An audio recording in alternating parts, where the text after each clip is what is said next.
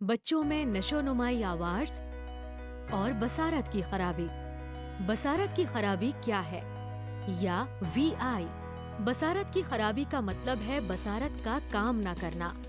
گہری بصارت کی خرابی کا مطلب ہے بصارت کی تیزی کا ختم ہو جانا، جس کی وجہ سے متاثرہ افراد کے لیے حالت سے مخصوص ہم آہنگیوں کے بغیر روزمرہ کے کام کاج مکمل کرنا دشوار ہوتا ہے۔ بصارت کی خرابی کے اسباب کیا ہیں؟ بدن کے متاثرہ حصے کے مطابق بصارت کی خرابی کے مختلف اسباب کی درجہ بندی کی جا سکتی ہے۔ انہیں وسیع طور پر 2 گروپ میں بانٹا گیا ہے۔ ایسی حالت میں آنکھ کا ڈھانچہ متاثر ہوتا ہے، جیسے کہ سفید پردہ، سبز موتیا بند، چشم کا غیر سوزشی مرض۔ دماغ کو نقصان جو دم گھٹنے، سخت چوٹ لگنے، بیکٹیریا انفیکشن یا وائرل انفیکشن کی وجہ سے ہوتا ہے، جن کی وجہ سے بصارت کی عمل کاری اور ترجمانی کے ذمہ دار دماغ کے ان اجزاء متاثر ہوتے ہیں۔ بصارت کی خرابی بچوں پر کیسے اثر انداز ہوتی ہے؟ بصارت کی خرابی والے بچوں کو دھندلا نظر آتا ہے اور انہیں دوسرے کا چہرہ اور جسم صاف صاف دکھائی دینے میں پریشانی ہوتی ہے۔ ان کی آنکھ کا رابطہ کمزور ہوتا ہے۔ اس کی وجہ سے وہ اپنے سامنے رکھے ہوئے بڑے اور حرکت کرنے والے کھلونوں میں بھی دلچسپی نہیں لیتے۔ اندھے پن میں مبتلا کچھ بچے چمکدار روشنی میں اپنی پلکیں نہیں جھپکاتے، جبکہ کچھ دیگر بچے خود کو تحریک دینے کے لیے اپنی آنکھوں میں ہاتھ ملتے ہیں۔ چونکہ وی آئی میں مبتلا بچے صاف صاف نہیں دیکھ پاتے ہیں، اسی لیے ماحولیات کے بارے میں معلومات جمع کرنے کی ان کی قابلیت اور اس کی وجہ سے ان کے چلنے پھرنے کی نشوونما بھی متاثر ہوتی ہے۔ وہ نامعلوم ماحول میں گھومنے پھرنے میں زیادہ ہچکچاتے نظر آتے ہیں۔ انہیں چیزوں پر گرنے یا ٹکرانے کا خوف بنا رہتا ہے۔ بصارت کی خرابی کی وجہ سے آنکھ اور ہاتھ کے درمیان ربط کی کمی ہو جاتی ہے، جس کی وجہ سے چھوٹی حرکتوں کی نشوونما پر اثر پڑتا ہے۔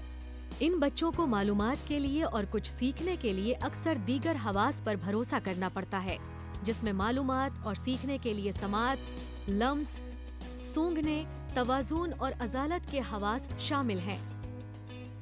بصارت کی خرابی والے بچے اکثر لمسی بہراپن کا اظہار کرتے ہیں، جس کی وجہ سے روزمرہ کی زندگی میں ان کی سرگرمیوں، چلنے پھرنے کی ان کی اہلیات اور ان کی بڑی چھوٹی حرکتوں کی نشوونما میں مزید رکاوٹ آتی ہے۔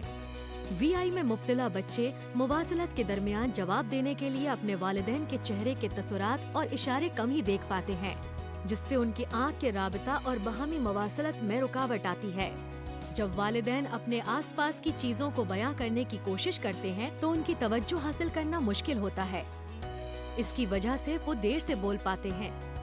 ابتدائی مراحل میں ادراکی نشوونما کی تاخیر کے عام رجحان کے باوجود بصارت کی خرابی والے افراد میں متعدد ذہنی مزوریاں نظر آ سکتی ہے۔ کچھ بچوں میں اوسط ذہنی مزوریاں پیدا ہو سکتی ہیں، جبکہ کچھ بچوں میں مخصوص طاقت پیدا ہوتی ہے۔ جہاں تک نفسیاتی نشوونما کی بات ہے تو بصارت کی خرابی والے بچے میں اس بات کا جوخم زیادہ ہوتا ہے کہ اپنے والدین کے ساتھ ان کا ابتدائی میل جول صحیح ہے یا نہیں۔ اگر نہیں ہے تو اس کا احساس پر اثر پڑ سکتا ہے۔